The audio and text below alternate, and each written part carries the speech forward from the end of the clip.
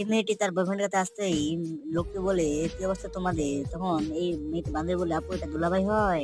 তখন মেয়েটি তার বান্ধবীকে তার লোকটির সাথে পরিচয় করে দেয় এবং মেয়েটি হাই জানায় এবং মেয়েটি বলে, আজকে আমরা ঘুরতে যাব তিনজনে। তখন লোকটি বলে, চলো তাহলে যাওয়া যাক। তখন এই মেয়েটি সামনে দরজা খুলতেই এই মেয়েটি বলে, তুমি তো প্রতিদিন সামনে সিটে বসে যাচ্ছ, তাহলে আজকে তুমি না হয় পিছনে সিটে বসে যাও।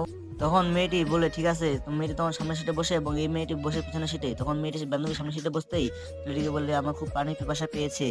তখন লোকটি কার থেকে পানির বোতলটি মেয়েটির দিকে আগে এগিয়ে দেয়। মেয়েটি নিয়ে বলে, আমরা যে দোকান থেকে আসলাম সেই দোকানে একটি আমার ওষুধ রয়েছে, তো তুমি কি আমাকে এনে দিবা?